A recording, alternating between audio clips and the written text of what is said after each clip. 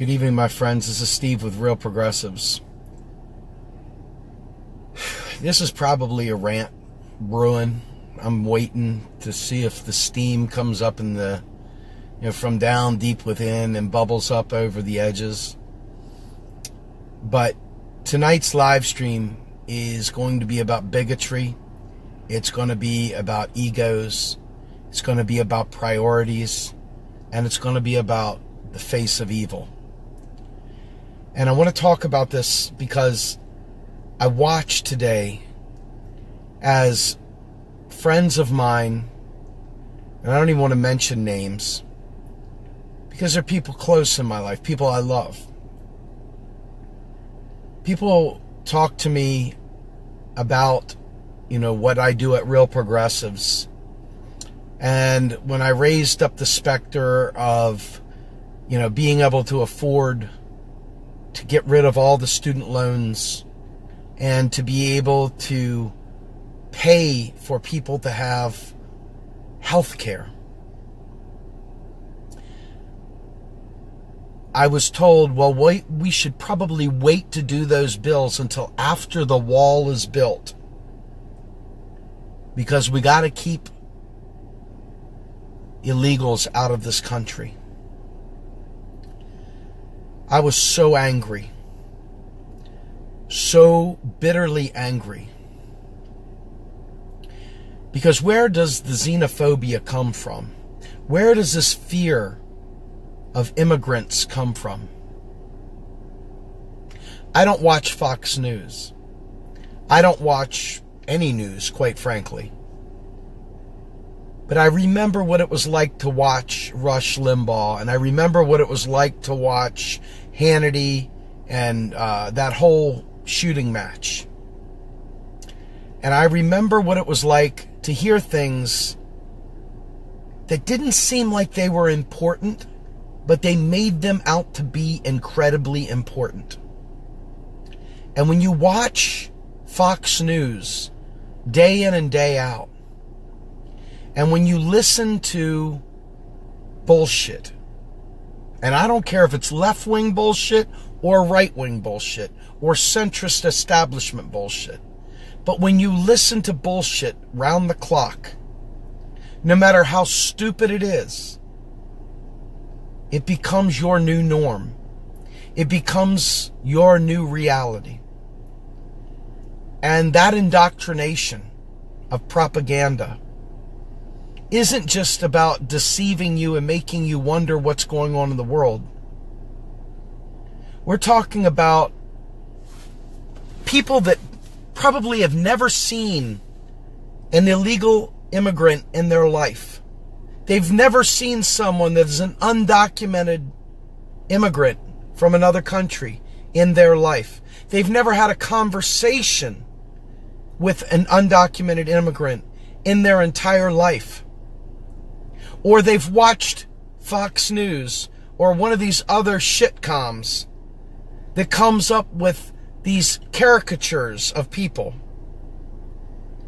And that becomes the reality that they hold on to. So I'm going to say this. My son is on the spectrum. I've talked about this before. I'll talk about it tonight.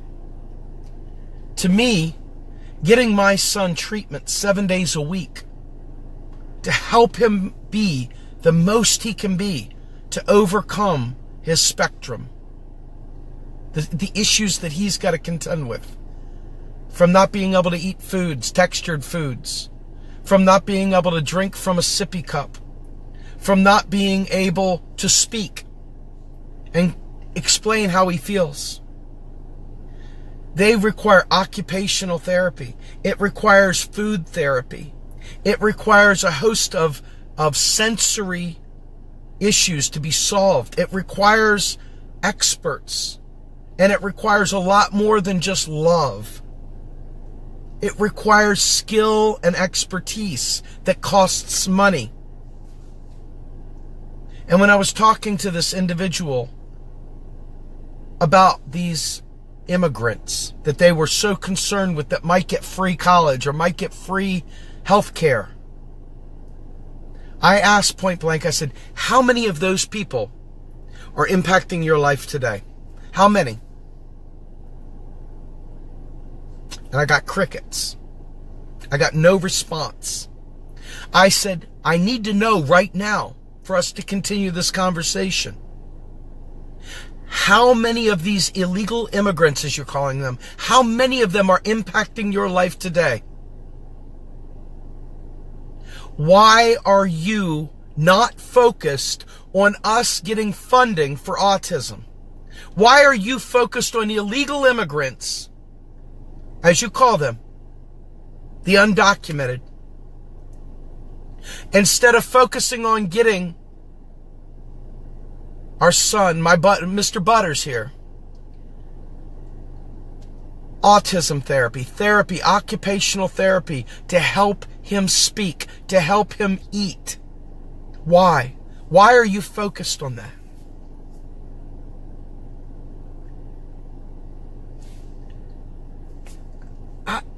It really is propaganda. It takes otherwise good people and it transforms them in a way that it's unnatural. It's unhealthy. It's incredibly disheartening. It takes so much effort, folks, to get a bill passed or to create enough of a mass movement to make something happen. Look how much effort it took to get gay marriage through. Look how much effort it's taking still to get marijuana through. Look how much effort it takes to get health care through.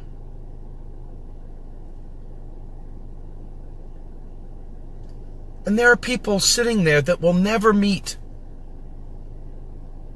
an undocumented Mexican immigrant, or an undocumented Muslim, or an undocumented German. Why in the world are you focused on keeping them out? And you know it's going to come back to MMT any minute now, right? You know this. You know this is where I'm going to take it. And there's a good reason for it. When you're worried about scarcity that doesn't exist, when you're worried about scarcity that makes jobs scarce, when you're worried about scarcity that makes dollars scarce, and it makes schooling scarce, and it makes food scarce, it makes housing scarce, it makes everything scarce. When you're worried about artificial scarcity, you start becoming very tribalistic. You start becoming mine, mine, mine. And you start trying to push anyone out that might possibly want to take a little bit of your pie. Because you've been conditioned to believe that this scarcity thing is real. And they're coming to take yours. What belongs to you. You think that they're taking what belongs to you. So when you understand that our government creates money, every government creates money. That's the deal. The UK, they create money. They create the pound sterling. Japan, they create money. They create the Japanese yen. The Chinese, they create money. They create the Chinese yuan.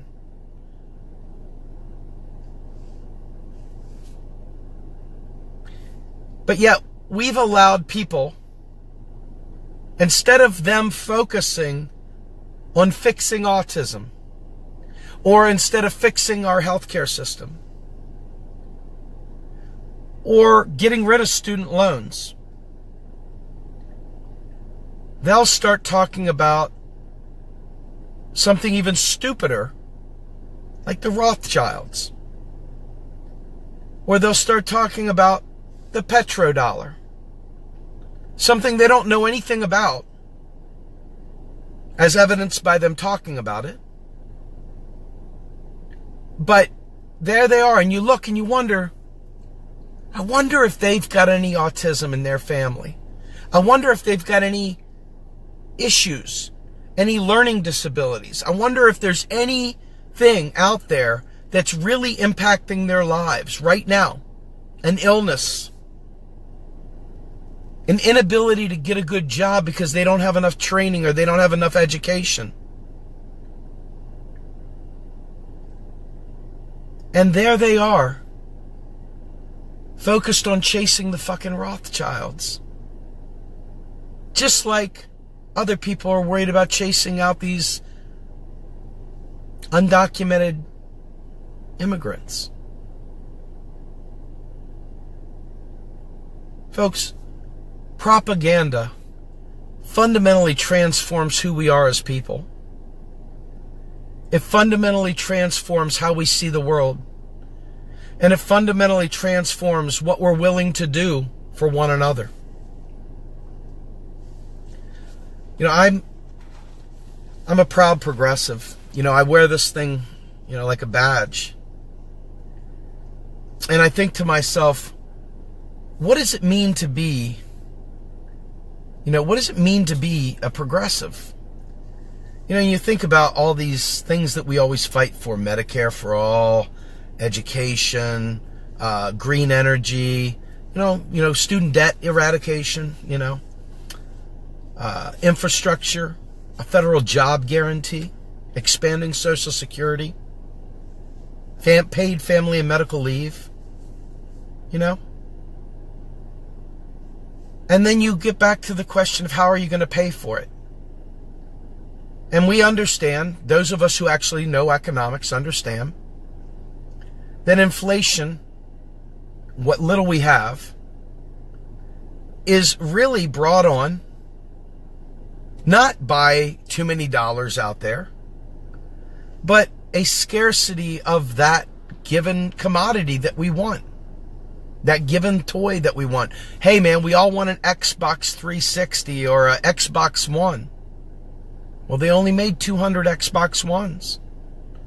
And there's 400 people lined up outside of Best Buy. So now all of a sudden, people are out there, hey, I have a ticket, I get the first one, I'll sell you this $200 Xbox, $600. What do you think? Because there's only 200 of them. You see, this is not the amount of money floating around that's making the Xbox more expensive. It's the lack of Xboxes that are making everybody compete for them. It's the same thing that happened in Zimbabwe. You hear a lot of really, really misguided people. Man, self-control. Do you all hear the self-control? I call them misguided. Misguided people point to Zimbabwe as some, here's the proof that fiat currency fails. They don't understand economics. You look at them and you just go, all right, sit down, let me give you a Snickers bar and let me tell you about the way economics really works. You know, you're acting like a diva. Here's a Snickers. Zimbabwe. Mugabe gave away all the farmland. He took it away from the white farmers that were professional farmers that were very experienced, and he gave it to the tribes, the people, the indigenous people. They didn't know how to farm. They lost 60% of their productive capacity. And all of a sudden, an entire nation was trying to eat. And there were only 200 Xboxes available in Zimbabwe. And there was millions of people trying to get an Xbox. Ooh, I'm talking about corn on the cob. I'm talking about whatever other food products they made there. So all of a sudden, it cost a wheelbarrow full of money to try and buy one thing of whatever. It wasn't about printing money, but the slow kids that refuse to listen, that have been sucked into the propaganda, will say, well, what about Zimbabwe? Or what about Weimar Republic? Now, I've talked about this before. Weimar had true debt denominated in French francs. The French were not allowing the Germans to pay in fiat currency. They were making them pay in a foreign currency. The Treaty of Versailles was cruel and destroyed the German people. We're not just talking about destroyed Nazism or something. We're talking about destroyed the people. Destroyed the entire country. And then Adolf Hitler rode in and showed you what the power, I hate to say it, of a free-floating fiat currency can do for evil. And we also saw what the power of a free-floating fiat currency could do during World War II, when we were taken off of the gold standard and we ramped up the military to go ahead and win World War II. We never talk about inflation, and we never talk about immigrants, and we never talk about these other things when we're going to war. We just spend money. Money comes out of nowhere, and you don't get taxes raised.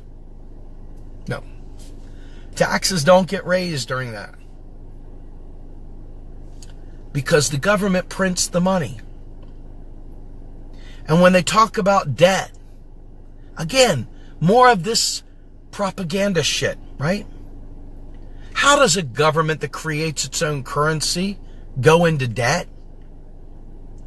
Oh, wait a minute. We got to make it about the private banksters. We got to come up with another boogeyman to make it so that we can once again stifle ourselves from success. And we'll talk about the private banksters. That's what we'll do. So now the people once again are eating themselves, cannibalizing themselves, because they fear the government spending on the people because it puts us in debt to the private banksters, which is bullshit, right? It is, in case you didn't know that. It's complete bullshit. And so what do you have? You have a situation, once again, where people don't understand what sovereign debt is. A nation that creates its own currency is what we call monetarily sovereign. The UK has a central bank, the Bank of England. Guess what the Bank of England does? It does the same thing the Federal Reserve does. Central Bank of Japan, same thing. Same with China. Same with Australia. Same with Canada. Aye. So why in the world do we talk about being in debt to the private banksters? Because it sells better, man. It's James Bond. Isn't it more fun to hear a James Bond story than some boring discussion about double entry accounting? Double entry accounting. Let's talk about double entry accounting instead of James Bond. And all of a sudden you get that sandpaper feeling in your eyes and you start Zing off. No, they love a little drama. Little drama keeps the blood going, right? The Federal Reserve was created by Congress in 1913. You're exactly correct.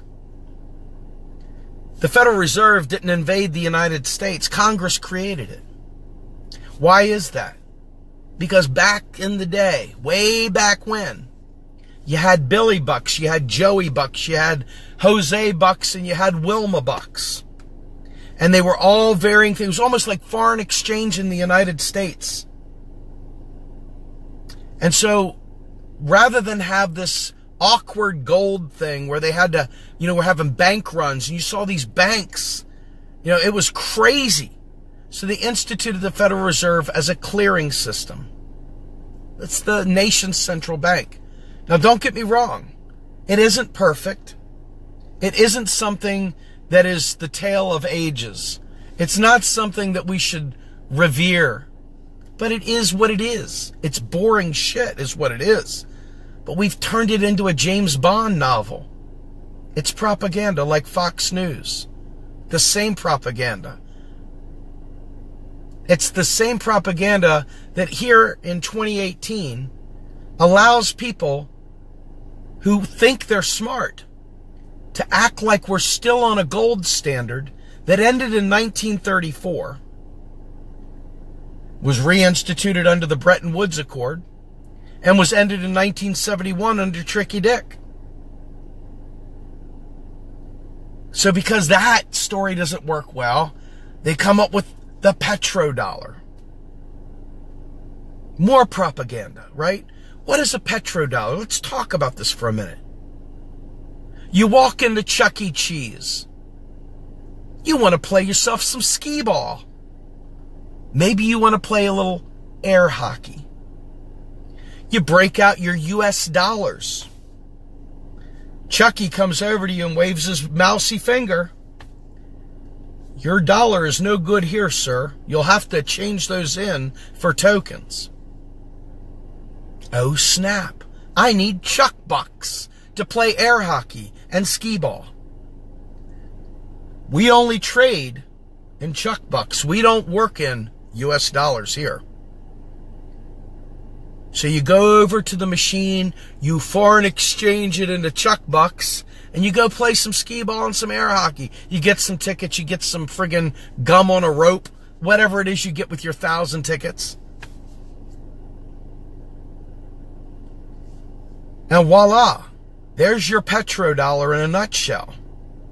They've agreed to trade gas in US dollars.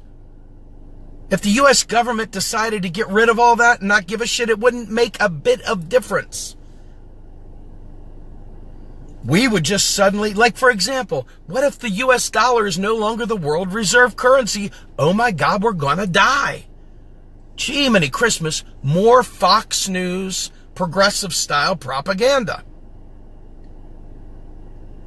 What happens if the US government suddenly has to exchange its dollars into yen or renminbi or won or whatever? Think about it. Nothing.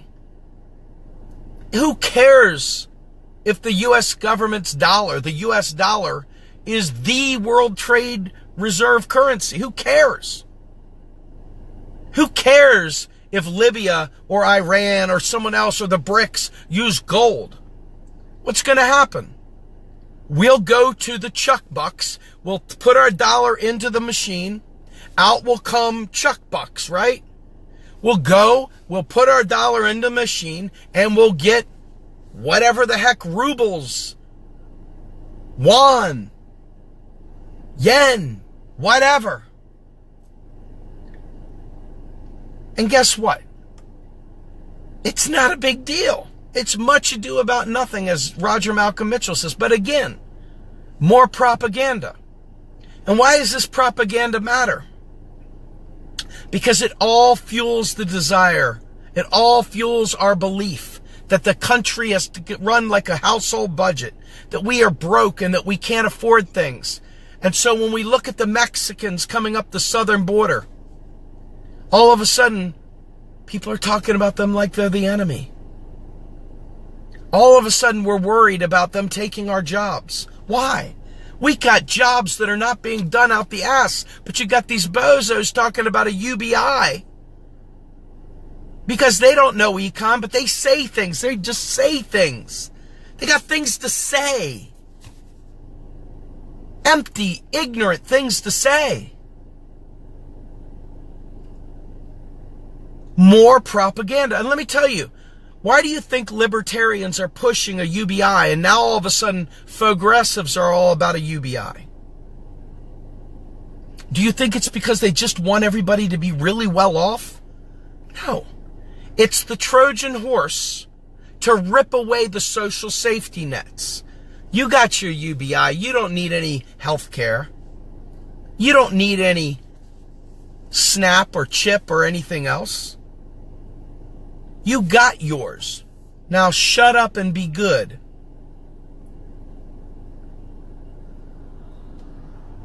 It's a Trojan horse from the Milton Friedman era. The ultimate neoliberal takeover of the state. Here's some money. Let's go ahead and make capitalism a little better. Well, guess what? Without a price anchor, without a wage floor, A UBI is what we call status quo and inflationary.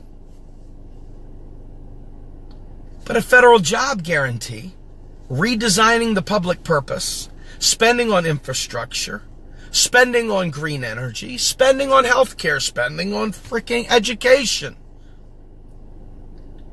You're going to have full employment. And it's going to be good employment. Not subsistence crap. Let's play a game. We're all in the hood. There's a shitty school up the road no teacher wants to go in. Every family in the block is generationally poor. High crime. Because people are living in an alternative economy. Because our government is cutting spend. It's reducing deficits. It's busy lowering the debt. And some snapperhead wants to go ahead and put out school vouchers. School vouchers. Because it should be school choice. It's really bad for the poor that they can't choose what school to go to. Well, if everybody gets a voucher, then everybody has school choice. Where do you think the rich kids are going to go? You think they're going into the hood? Man, I just got to go to the hood. Man, hey, Chauncey, Billy, we're going to the hood, man. Nah, I'm serious. All the poor people left the hood. They all went to the rich school. Let's all go to the hood now. No.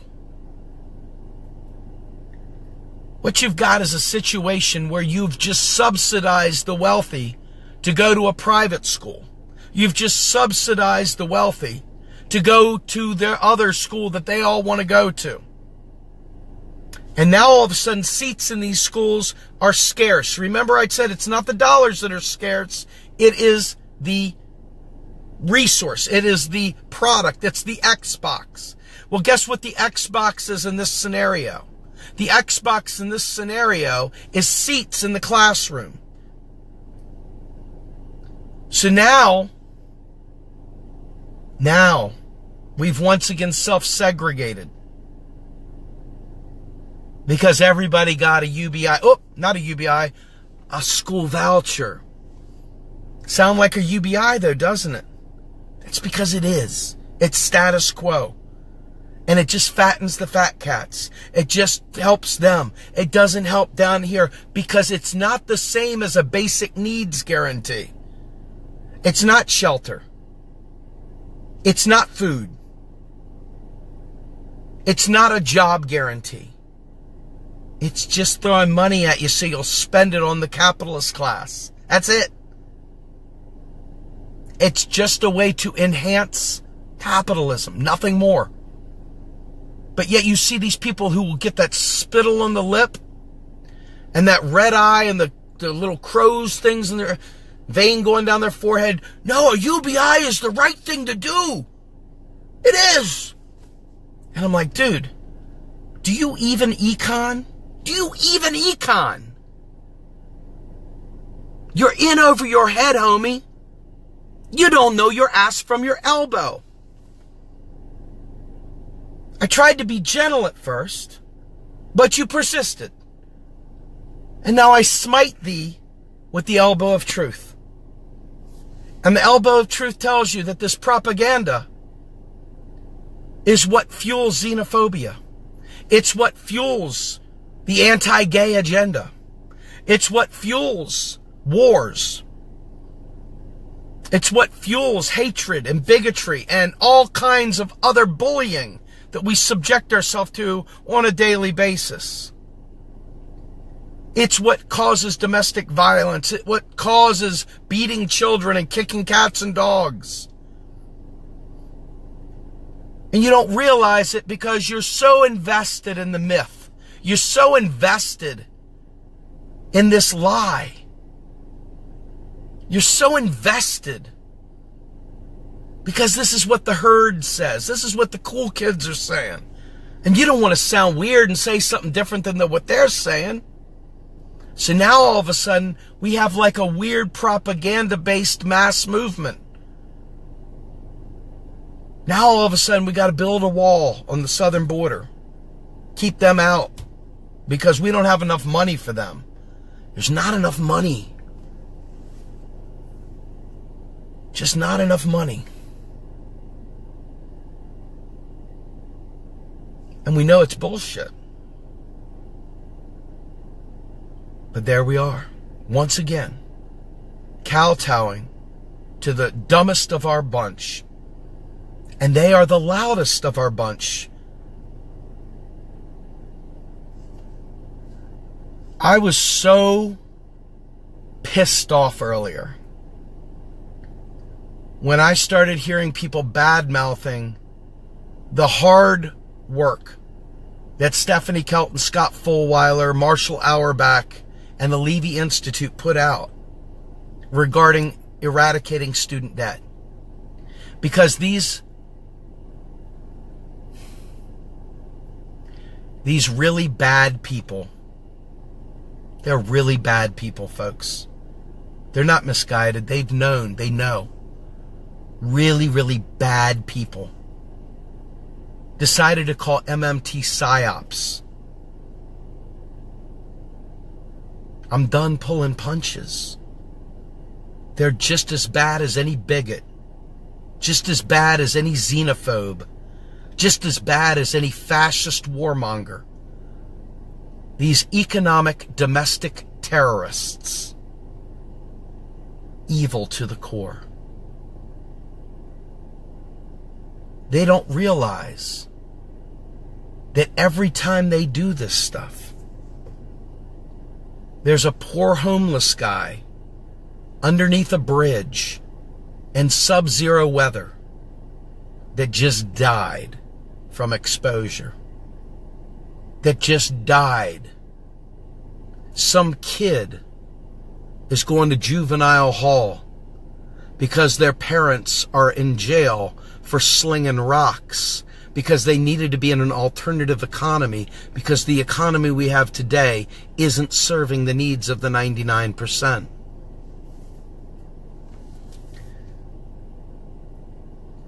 And these people want to talk about petrodollars.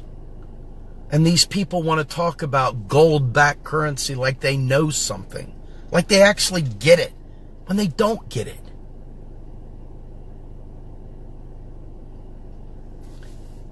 I'm going to take us down another path here real quickly. And this is about the European Union and Brexit and stuff like that. If you want an idea of what it looks like to have a one-world currency, you can have a microcosm of that in the EU, where the Eurozone is. The countries that are on the Euro, they have no ability to take care of their people unless they are a net exporter. Unless they are exporting. Well, can every country be a net exporter? No. So somebody's going to be a net importer. And if you don't have control of your own currency, you have no way to make up the leakage for money leaving your area. No amount of tax dollars is going to pay for you to survive. But in that world, taxes do fund spending. Why is that?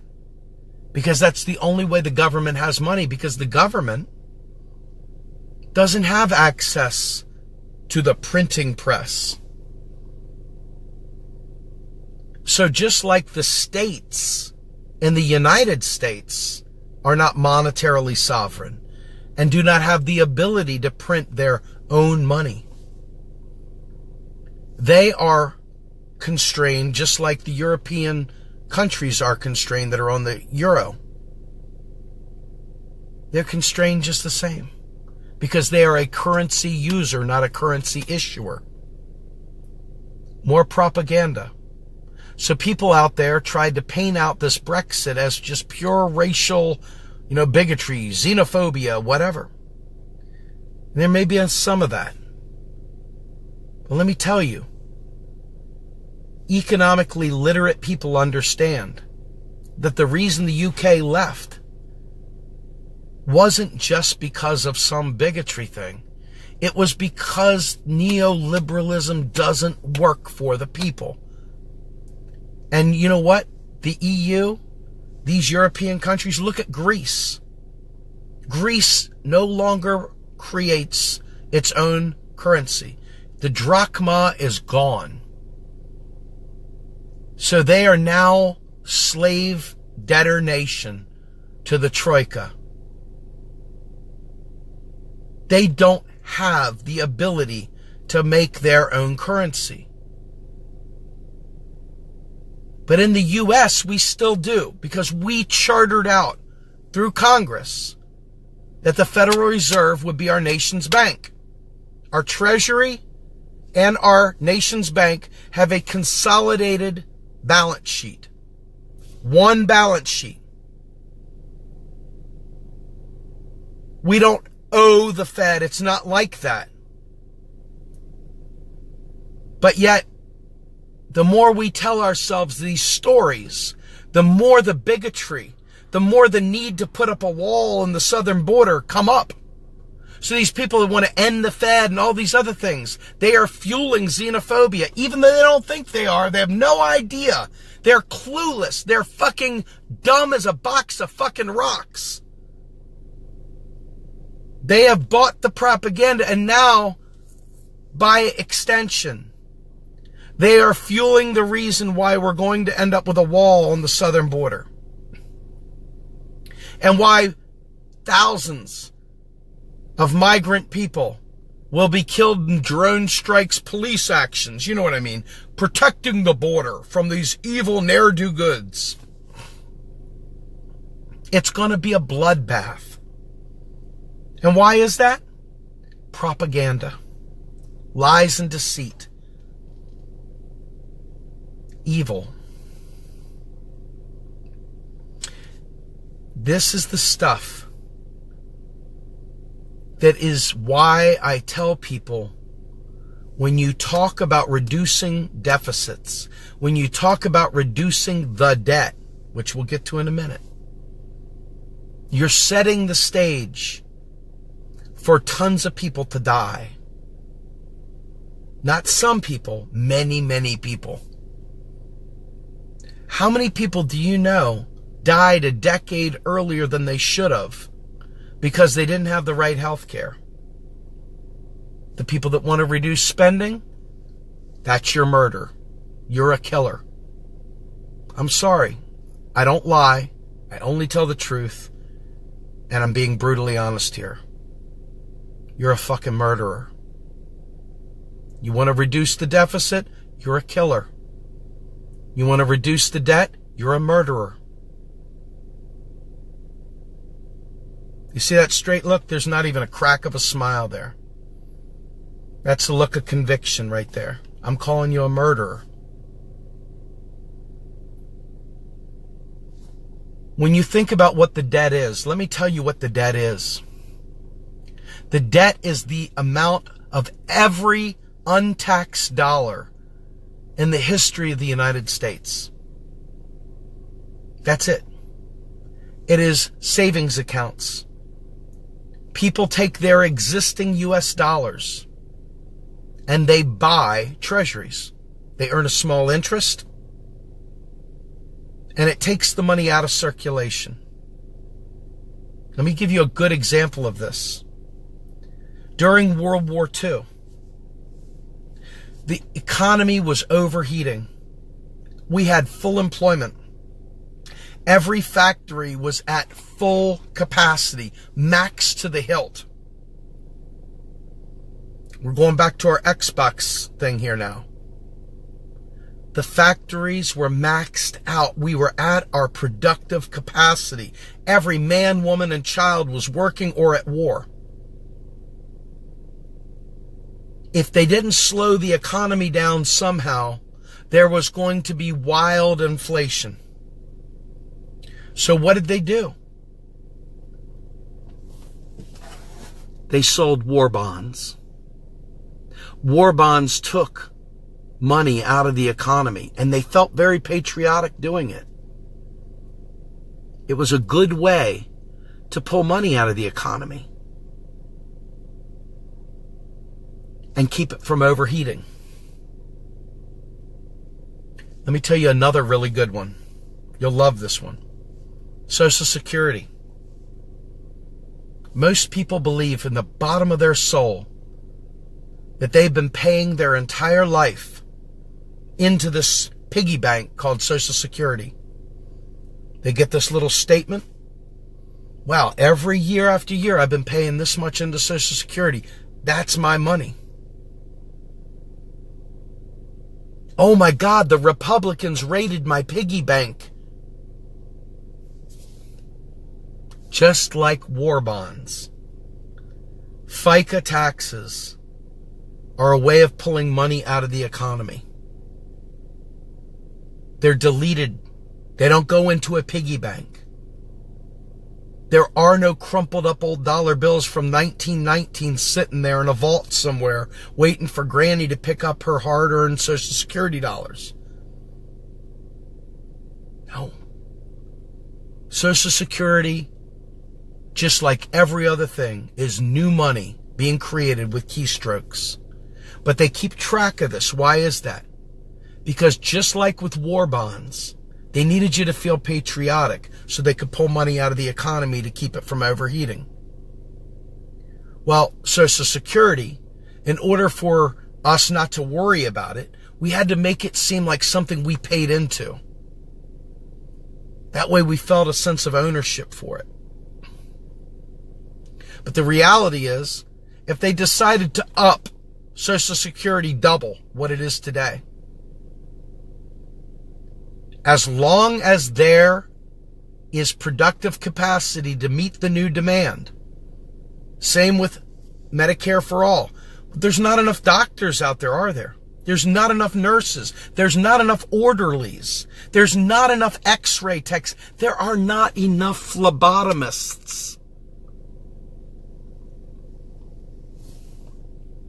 There's not enough neurologists. There's not enough anesthesiologists. So what's going to happen if we all of a sudden give everyone free health care? It's not that it's going to cost us too much. It's not that we won't have enough money to pay for this stuff. We won't have enough real resources to meet the demand because we have not trained enough doctors, we have not trained enough nurses, and we have not trained enough x-ray techs to satisfy the need of every human being being able to walk into the doctor at any given time and get treated. It's not that there's rationing of healthcare because we don't have enough money. It's rationing of these things because there's not enough nurses, doctors, x-ray techs, phlebotomists. You get it? Is this making sense now? This is inflation. Quantity theory of money, which every joker in America still tries to harken back to. Well, if we print money, it'll devalue it. Devalue it against what? It's no longer backed by gold. So there's no finite pool of it to be devalued against. So you're wrong. Completely wrong. As in, so wrong, don't ever say it again. Don't ever say it again.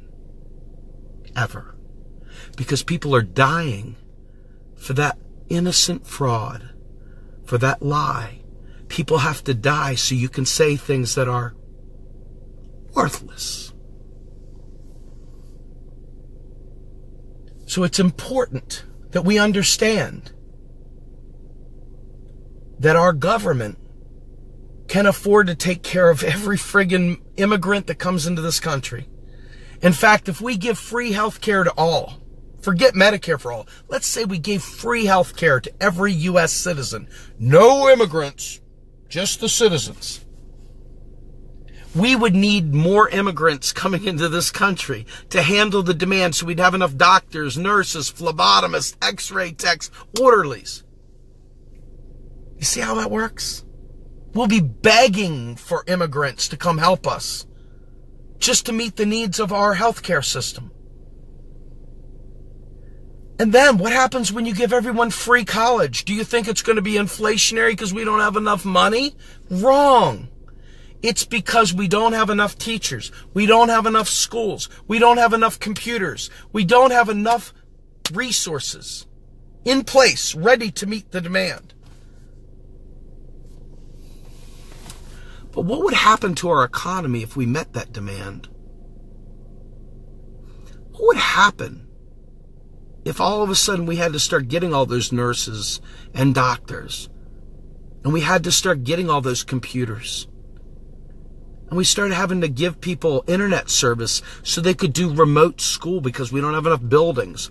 Oh, but we're going to build more buildings. Oh, really? What do you think would happen to our economy if we had to keep up with that demand? Do you think that would cause inflation? Folks, I'm telling you right now, propaganda creates racism. Propaganda, fake scarcity, creates xenophobia. And those in the progressive movement that talk about these things like they're fact, they're fucking murderers.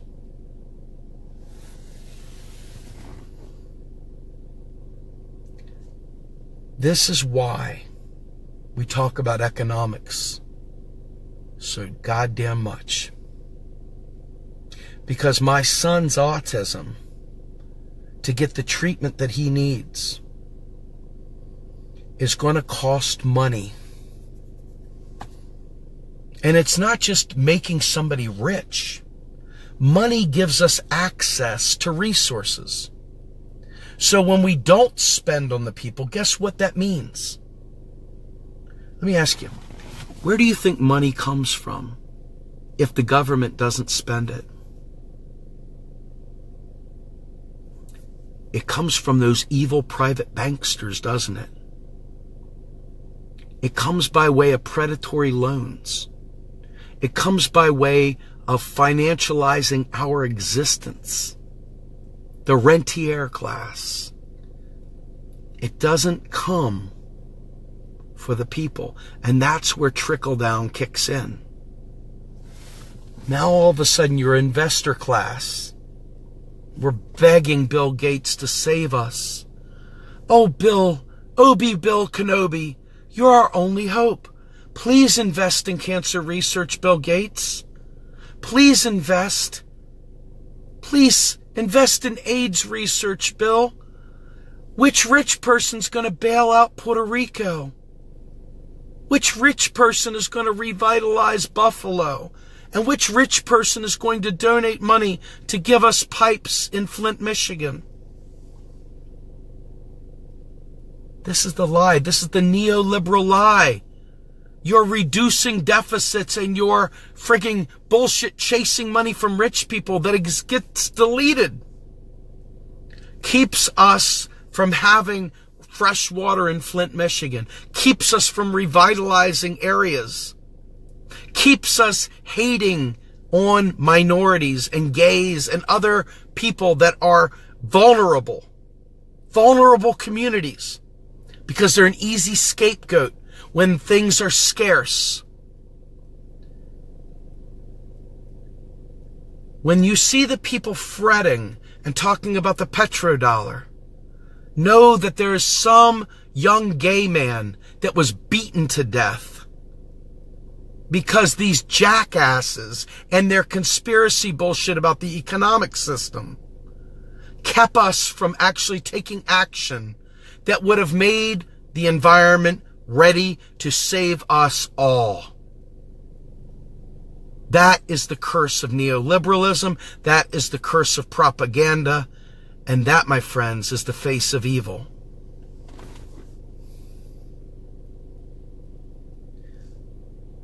We must elect candidates that understand modern monetary theory. We can no longer have half-assed candidates that don't understand how to fund major programs, not nickel and dime programs. Not, well, how are we going to pay for it? Where are we going to raise taxes? If you hear somebody say that, they're not fit to serve. They are unfit for office. They are fueling the scarcity narrative that makes us have to build a wall, that's going to kill thousands of immigrants trying to get into America with drone strikes and other police actions. They are the reasons why young kids are living in generational poverty. They're the reason why the military is the employer of last resort and not a federal job guarantee serving the local community.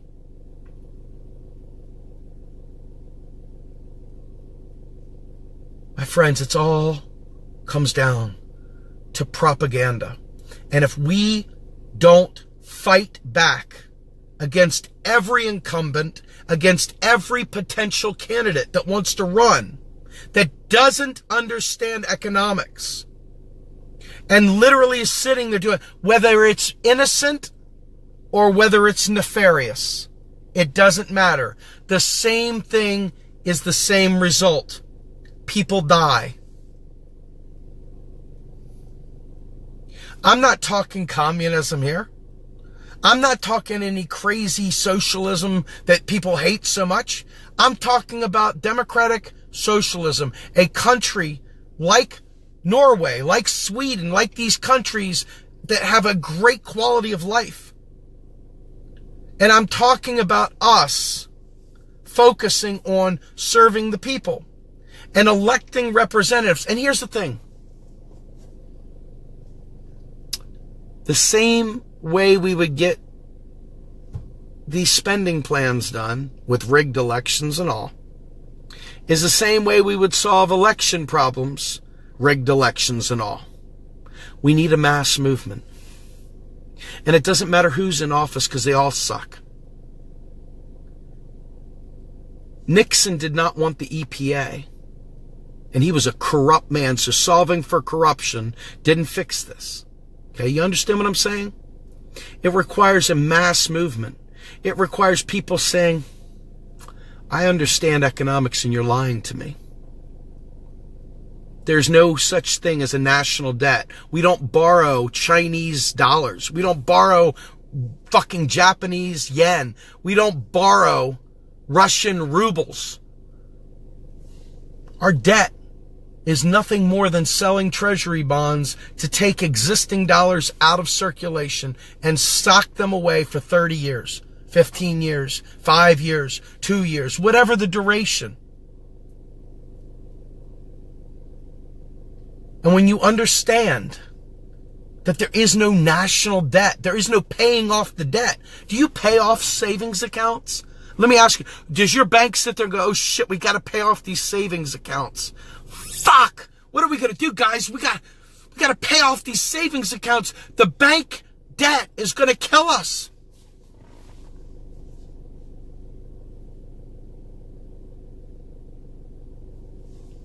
I mean, this is the stuff that pisses you off. When you don't have the luxury of acting like everybody's opinion matters when you are awake, when you realize the truth. You don't have the luxury of going, well, I let everyone have their say.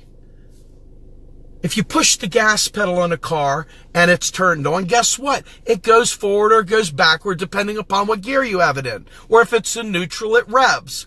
It's science. It's the way it is. And when it comes to economics, there are things that are political. And that's what we do with the money. But there are things that are just simple fucking science. And that is the operational realities of how money is created and how money is deleted. It's a circuit. It's a circuit. We don't randomly print dollars. Hey, Chauncey, go ahead and get the printing press going. We just got to have some more money in the economy. Nobody does that. Not one fucking soul does that. Why would you ever say that? Are you a fucking dumbass? No one fucking just prints money. No one does it. It doesn't fucking happen. Congress writes a bill. And the bill is for $1.2 billion. And all of a sudden, The Fed keystrokes $1.2 billion into the goddamn Treasury's account for it to be spent into existence. They don't just, hey, Billy, hey, we need some more hundreds over here, man. We're running low on $100 bills.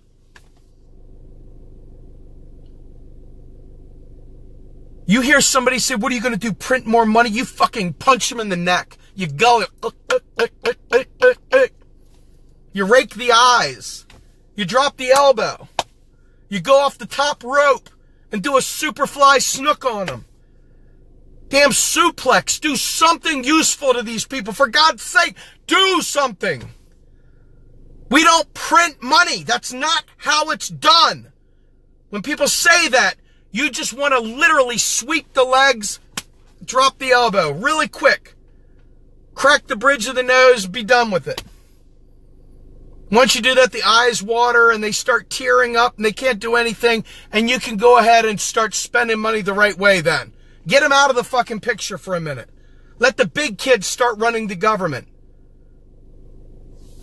Sweep the legs, damn it.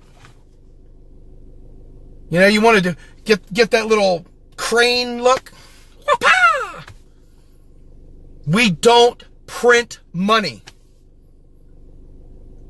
We don't print money. That's not how it's done.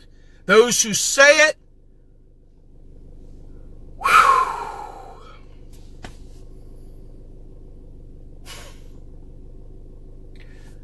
Congress authorizes spending for X amount of dollars. They write instructions that go into law.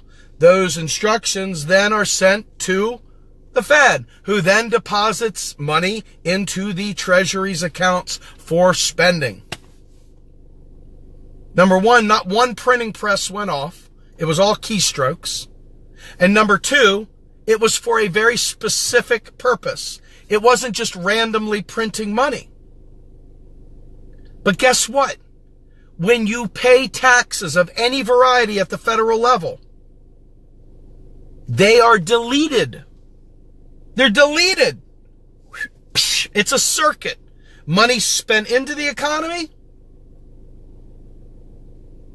Money is taxed out of the economy. It's not printed. There's no printing money. Money is keystroked into the economy out of thin frickin' air, man. Based on a law. And you say, well, what backs our currency, Steve? Oh my God. The full faith and credit of the United States. What does that mean? Well, guess what? It means that we are in a tax-driven economy. And that means all the resources to bear. That means every human. That means every river. That means every mineral. That means every tree. That means every factory, you name it. It's backed by the full faith and credit of the United States. $1 spent is equal to $1 in tax. That's all it means. We agree to take $1 back in taxes. So guess what? There is no printing money. We have enough paper dollars in existence to meet our needs for the ATM machines and to meet the need for cash for people at the teller. Nothing more. Very, very minor amount of paper and coin in the world compared to what is available digitally. And you don't lose digits. Folks, what happens if somebody accidentally... Do y'all ever see the movie Sing, the little cartoon movie Sing, where the, koala bear, Matthew McConaughey, and it's a funny movie, right? So he's got this iguana or whatever. It's got this eye, this glass eye that swirls all around. Well, all of a sudden her eye gets hit by wind from a fan, and it bounces up in the air and it lands on the 0 button. And it lands on the 0 button. It lands on the 0 button. All of a sudden, instead of having a $1,000 prize, you got a $100,000 prize. Did they lose $100,000? No, her eyeball bounced on the 0 over and over again until it became $100,000. That's it. That's it. And that's the way it is when we screw up. If a bank accidentally fat-fingered an extra zero, they'd probably catch it. But let's say they didn't. Do you think they stole it from somebody? Just bottom line is that this is all digital money. If we lost it, we can easily make up for it with another digit. That's the way it is. That's the way it is. So we're going to circle back to the beginning now to wrap this puppy up. My heart breaks for people that are leaving countries whose government isn't serving them. There's no reason that governments cannot serve their people. There's no reason at all. Dude, I've got an MBA and a Master of Science. I've got 2 master's degrees, and I was about 4 semesters into a PhD. I've got tons of neoclassical bullshit, but I've learned from the masters, the people that have trained us in what economics is like from 1971 to present. It's a full-blown picture of what currency looks like in a modern money economy. That's what we have today. So if you just want to know where I come from, dude, I've got fucking pieces of paper all over the place. And they're about as useless as tits on a bowl.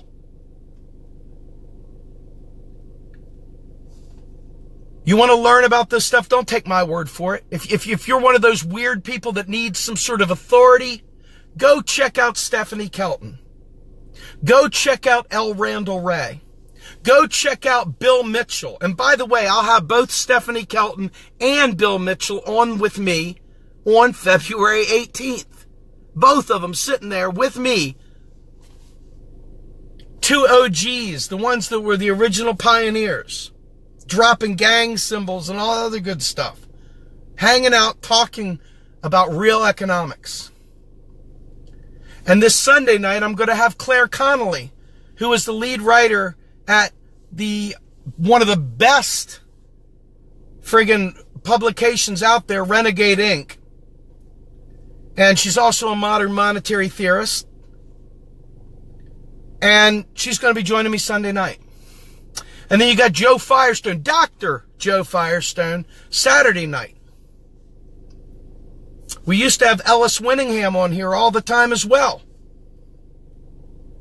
We are in deep with the Modern Money Network in New York.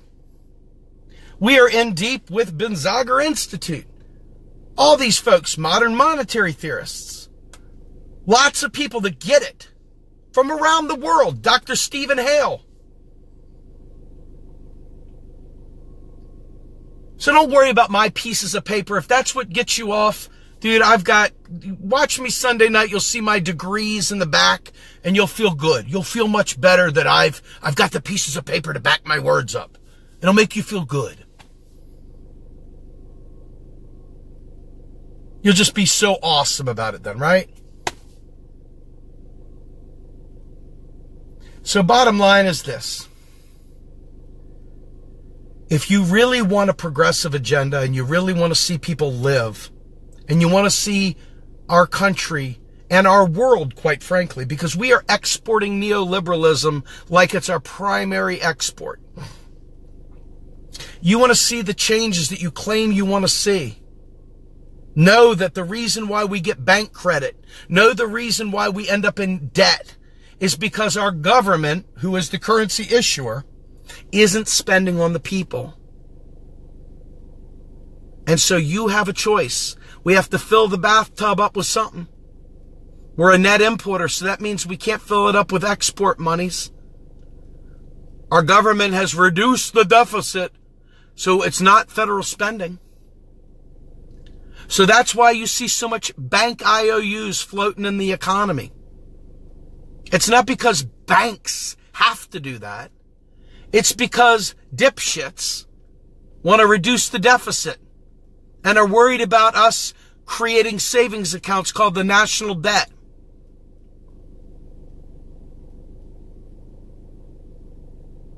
And as for me and my house, I want to make sure that every child in America, and really around the world, that has autism